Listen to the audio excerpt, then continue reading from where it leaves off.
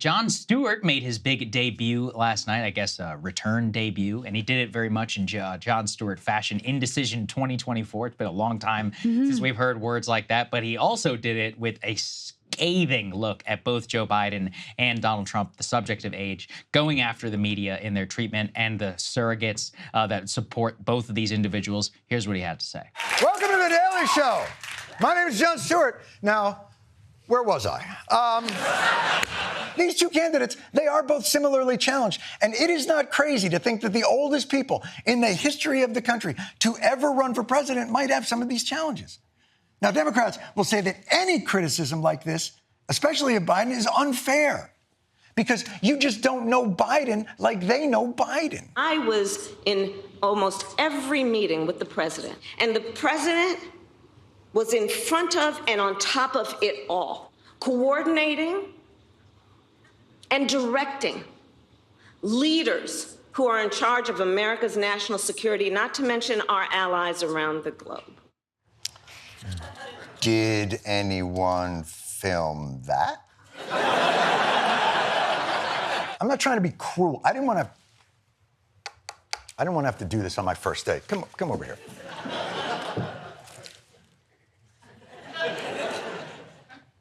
Look at me. Look what time hath wrought.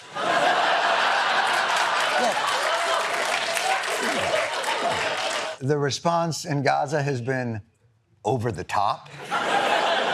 You know, I like how Biden describes Israel's incessant bombing of civilians the same way my mother talks about the Super Bowl halftime show. It was a little much. Did they need to be on roller skates? Whatever happened to music? You sing the song and people will love it, but with the abs and the twirling. All right, so we added a little bit of Israel commentary there. Yeah, good for Look, him. that's John at his best. You know, at his best, he's somebody who's able to skewer like a. And you know, it's interesting, Krystal. Already this morning, I'm seeing Keith Olbermann and some others attack him for quote unquote both siding the issue. It's like it's not a both sides issue. He made a great point also in his monologue. If you watch the full thing, he's like the only record for the two oldest candidates before this are the ones that they set before in the previous election. Right. He's like, we've got no more age milestones to break here, fellows. Like, we broke the gray ceiling or whatever it is that's there at the top. So anyway, I thought he did a great job, but he'll only be with us once a week. So I'm not sure who's going to be in the rest of the rotating cast. Yeah, I mean, he's instantly made The Daily Show relevant again. Yeah, exactly. I mean, it's been irrelevant for quite some time now, and he's back in form. His timing is fantastic. I thought he had some great lines there. I thought it was a great first outing. Yeah. Big week for millennials between Jon Stewart's return and your halftime show. Yeah, so I'm pretty excited about all of those things. And I do think also, you know, a couple other things to say about it. The fact that he worked intentionally, very intentionally, worked Israel and what he describes as their incessant bombing of civilians and critiques Joe Biden's incredibly meek, sanitized language about it being over the top and the way that, you know, the media was like, oh my gosh, I can't believe he said that. That's such a shift in tone, et cetera, et cetera. The fact that he works that in, I think also shows his continued courage and principle, that he's not going to be afraid to go places that are uncomfortable, because even though that seems like an incredibly obvious statement to make, it's the sort of thing that can get you, even the fact that, you know, he's Jewish can still get you branded as anti-Semitic or self-loathing or whatever. So I was glad to see that he made sure to include that commentary in his comments. The other thing that is worth noting is apparently the break with Apple was over censorship. And, you know, that was something that we had predicted early on. We had said from the launch of that show, which I do think had some, you know, had some great moments and some trenchant commentary, et cetera, that was worth checking in with. But, you know, it was like, why don't you just do this on your own? Then you don't have anyone looking over your shoulder. And Apple obviously has all kinds of conflicts of interest and are inevitably going to assert you know, put pressure on you where those conflicts of interest come into play, because they have much bigger fish to fry than the success of your one show on their platform.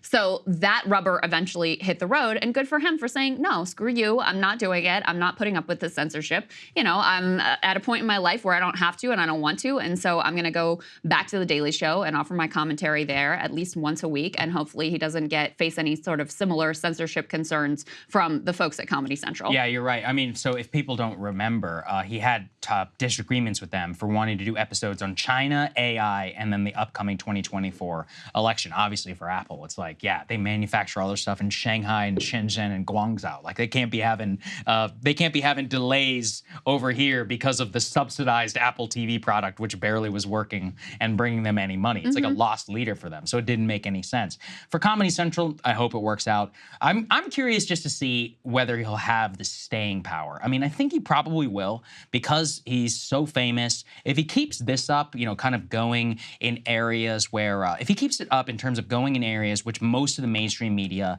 is not going to touch, then he's going to find the same second life that he was already beginning to have in 2015 and more on the internet. Because that was another big thing. I don't know if people remember. Comedy Central clips and The Daily Show was incredibly hard to find back in the day.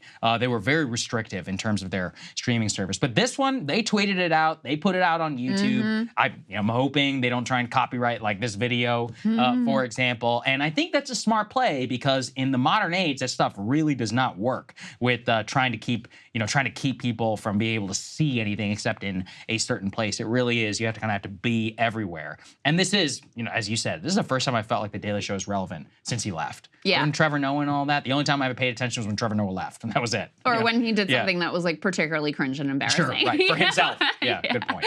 I'm just looking on YouTube right now. That opening that we played you a bit of, they titled it on YouTube, Jon Stewart tackles the Biden-Trump rematch that nobody wants. True. It has 1.4 million views in 10 hours, so that's quite a bit. The real number is like 2.5 million. That's true, yeah, because just so you guys know, the front end always lags what you can see on the back end. So clearly that is getting a lot of traction. And I wouldn't be surprised if the clips on Twitter are even more viral. So it's obviously a very different game from when he left with the preeminence of social media and of YouTube and these alternative platforms.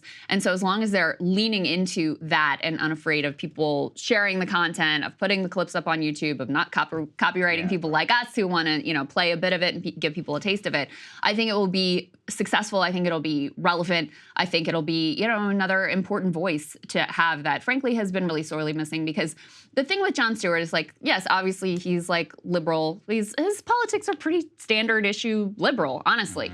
But he's also not afraid, as is evidenced in this clip, to go after the Democratic Party or to go after CNN like he used to always. That was some of his best work. Was the media commentary just completely mocking CNN.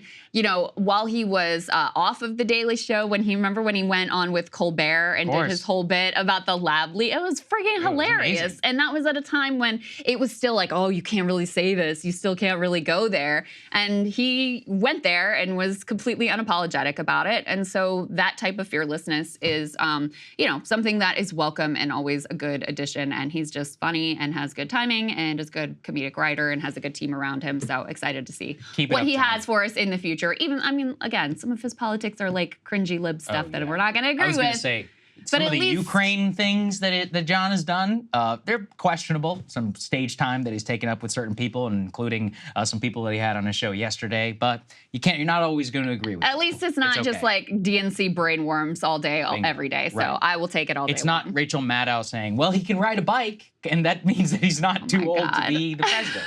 So Jon should play that one, actually. Jon should actually run for president. I would take definitely him over Biden or Kamala or Trump. I mean, I would consider it. Better than the options we've got. Hey guys, if you like that video, go to breakingpoints.com, become a premium subscriber, and help us build the best independent media organization on the planet. That's right. We're subscriber funded. We're building something new. We want to replace these failing mainstream media organizations. So again, to subscribe, it's breakingpoints.com.